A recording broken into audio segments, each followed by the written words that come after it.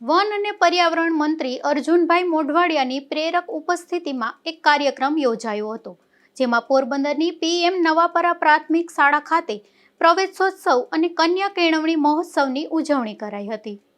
પોરબંદરના છાયા વિસ્તારમાં પીએમ શ્રી નવાપરા પ્રાથમિક શાળામાં ઉત્સાહભેર વાતાવરણમાં આ કાર્યક્રમ યોજાયો હતો।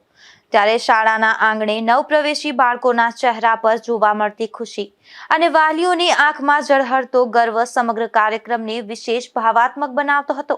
આ પ્રસંગે મુખ્ય અતિથિ તરીકે ઉપસ્થિત રહેલા વન અને પર્યાવરણ મંત્રી અર્જુનભાઈ મોઢવાડિયા સહિતના મહાનુભાવોએ નવપ્રવેશી બાળકોને શૈક્ષણિક કીટ અર્પણ કરી તેમના શૈક્ષણિક જીવનની નવી સફરને શુભકામનાઓ પાઠવી હતી। આ કાર્યક્રમ દરમિયાન વિવિધ શૈક્ષણિક, સાંસ્કૃતિક અને રમતગમત સ્પર્ધાઓમાં શ્રેષ્ઠ પ્રદર્શન કરનારા વિદ્યાર્થીઓનું સન્માન કરવામાં આવ્યું હતું।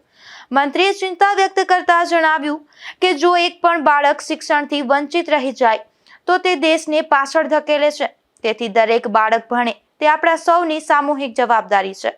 ઉલ્લેખનીય છે કે પીએમ શ્રી નવાપરા પ્રાથમિક શાળા છાયામાં 560થી વધુ પણ બાળકો અભ્યાસ કરી રહ્યા છે અને ઉત્તમ શિક્ષણ તથા શ્રેષ્ઠ ભવિષ્યના ધ્યેય સાથે બાળકોના સર્વાંગી વિકાસ પર વિશેષ ભાર મૂકવામાં આવી રહ્યો છે।